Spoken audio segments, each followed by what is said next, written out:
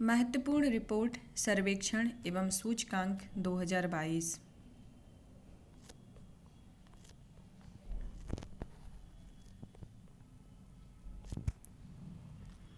पहली रिपोर्ट है world energy outlook 2022। इसे जारी करता है अंतर्राष्ट्रीय ऊर्जा एजेंसी IEA, जिसके मुख्य बिंदु हैं ईंधन की उच्च कीमतें दुनिया भर में बिजली उत्पादन की औसत लागत में 90% की वृद्धि के लिए जिम्मेदार हैं।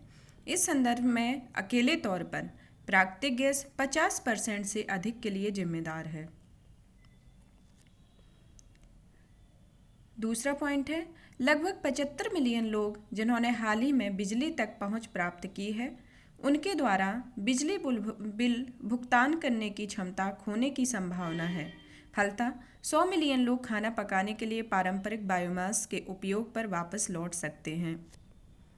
तीसरा पॉइंट है वैश्विक ऊर्जा मांग में 2030 तक प्रति वर्ष लगभग 1% की वृद्धि नवीनीकरणीय ऊर्जा से पूरी की जा सकती है। अगला पॉइंट है ऊर्जा से संबंधित CO2 उत्सर्जन 2021 में 36.6 गीगाटन तक पहुंच गया है, जो उत्सर्जन में अब तक की सबसे बड़ी वार्षिक वृद्धि है। उत्सर्जन गैप रिपोर्ट 2022 इसे जारी करता है संयुक्त राष्ट्र पर्यावरण कार्यक्रम। इसके मुख्य बिंदु हैं वर्तमान जलवायु नीतियां वर्ष 2021 तक 2.8 डिग्री सेल्सियस तापमान वृद्धि की ओर ले जाएंगी। फलतः इस सदी के अंत तक केवल 2.4 से 2.6 डिग्री सेल्सियस तापमान में कमी संभव है। अगला पॉइंट है पेरिस समझौते के लक्ष्यों को प्राप्त करने के लिए 2030 तक ग्रीन हाउस गैसों के उत्सर्जन को 45% तक कम किया जाना चाहिए। अगला पॉइंट है कुल वैश्विक ग्रीन हाउस गैसों का उत्सर्जन 2019 से 2020 तक 4.7% तक गिरा है। और अगला पॉइंट है सामूहिक रूप से G20 सदस्य 75% वैश्विक ग्रीन हाउस गैस उत्सर्जन के लिए जिम्मेदार हैं। अगला पॉइंट है ग्रीन हाउस गैसों के उत्सर्जन के आधार पर रैंकिंग देखेंगे तो कुल उत्सर्जन के आधार पर रैंकिंग में क्रमशः चीन, अमेरिका और भारत हैं, और प्रति कैपिटा उत्सर्जन के आधार पर रैंकिंग में क्रमशः अमेरिका, रूस, चीन और ब्राज़ील हैं। अनुकूलन गैप रिपोर्ट 2022 जारी करता संयुक्त राष्ट्र पर्यावरण UNEP। इसके मुख्य बिंदु हैं जलवायु परिवर्तन पर संयुक्त राष्ट्र फ्रेमवर्क कन्वेंशन के कम से कम 84% देशों के पास अनुकूलन योजनाएं, रणनीतियां, नीतियां और कानून हैं, जिसमें पिछले वर्ष की तुलना में 5% की वृद्धि दर्ज की गई है।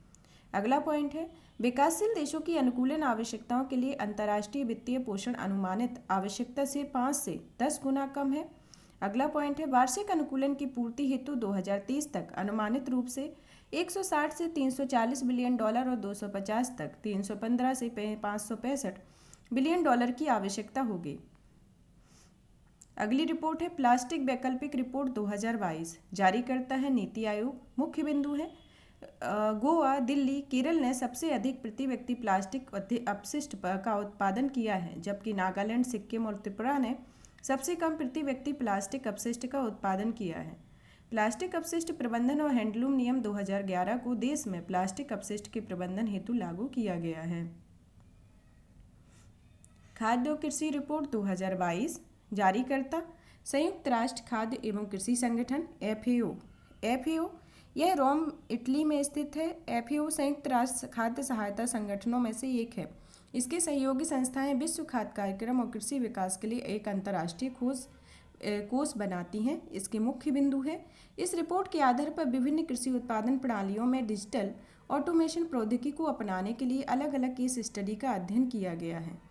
उत्तरी अमेरिका, यूरोप और ओशनिया में उच्च आय वाले देशों में कृषि क्षेत्र 60 के दशक से अधिक यंत्रीकृत है। हालांकि निम्न और मध्यम आय वाले देशों के वर्चस्व वाले क्षेत्र कम यंत्रीकृत हैं, जिससे खाद्य और कृषि स्थिति में असमानता का जन्म होता है। अगला पॉइंट है रिपोर्ट श्रमबचत प्रौद्योगिकियों के कारण होने वाली बेरोजगारी संकट के बारे में चिंताओं को उजागर करती है।